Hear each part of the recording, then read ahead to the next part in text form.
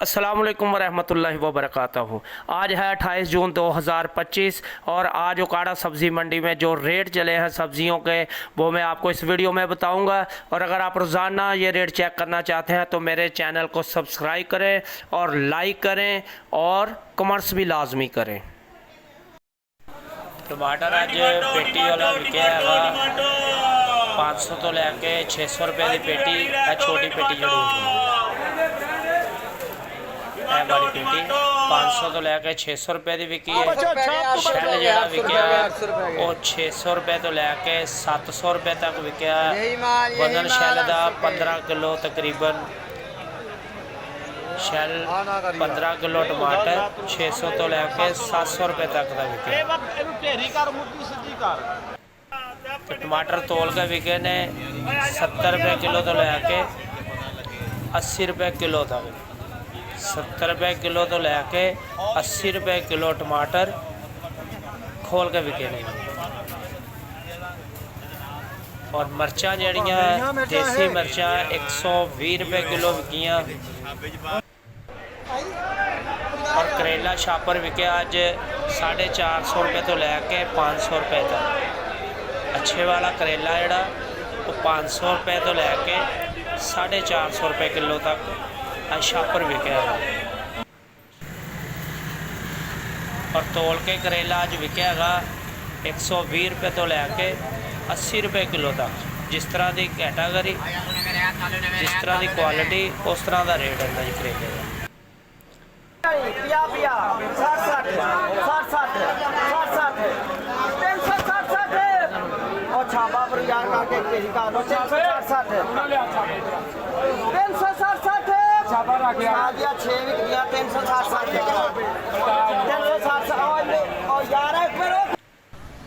तोरियां तोल के विकियाँ गई 400 रुपये धड़ी।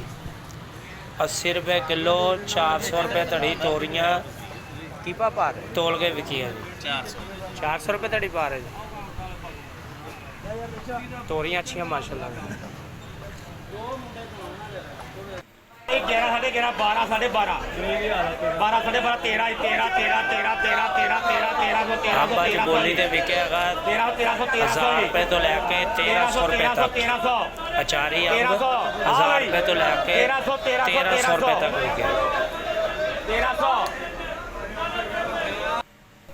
और तोल के अचारी अंब 50 रुपये किलो तो लैके 60 रुपये किलो, यानी 250 रुपये का 5 किलो तो 300 रुपये का 5 किलो। अचारी अंब देसी।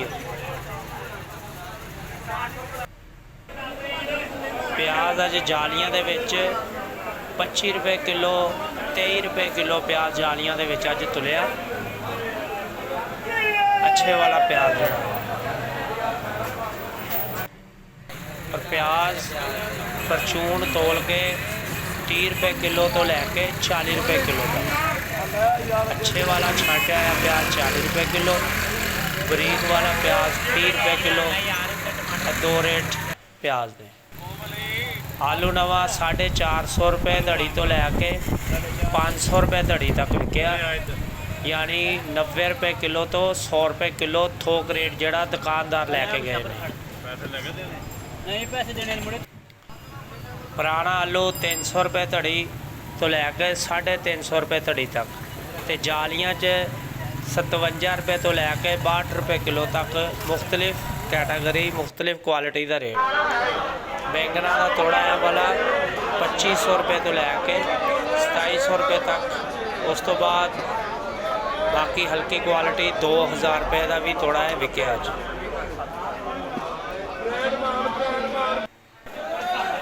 छापर विकया बैंगना का 450 रुपये का। 450 रुपये का छापर 5 किलो वाला बैंगना का।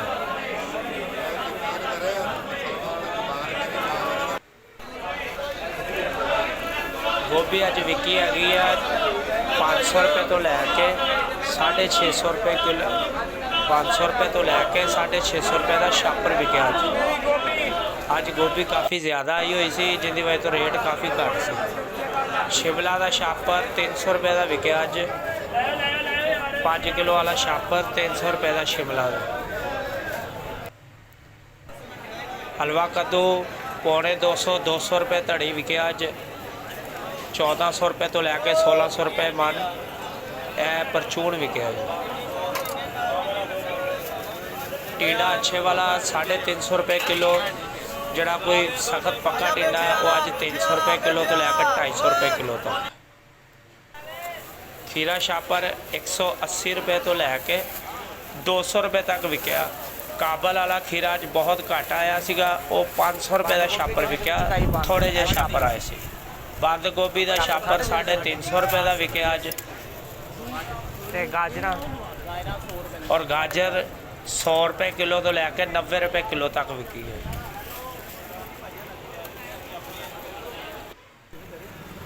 भिंडी अज 600 रुपये तो लैके 650 रुपये धड़ी सुबह विकी।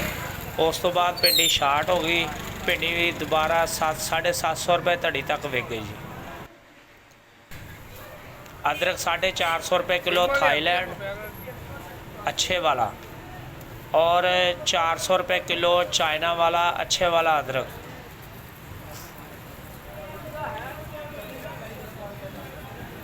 और लसन अज विकिया है 200, 240 और 300 रुपये तक।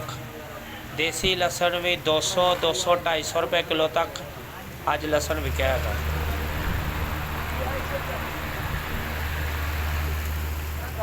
अगर तुसी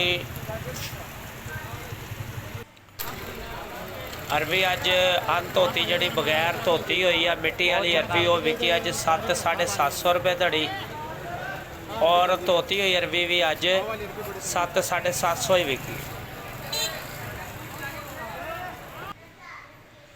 मटर अज विके ने 280 रुपये किलो, 300 रुपये किलो, यानी 1400 रुपये धड़ी विके ने मटर अज पुकाड़ा मंडी दे विच।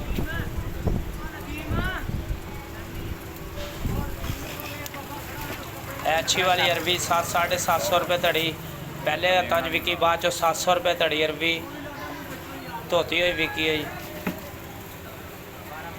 नींबू अज अच्छे वाले 300 रुपये किलो विके ने। पेटी वाले जड़े मुल्तान वाले नींबू वो 300 रुपये किलो। कुछ नींबू थोड़े जे इन्हों चो कह लो कि जेडे ज़्यादा अच्छे निकाले से 320 रुपये।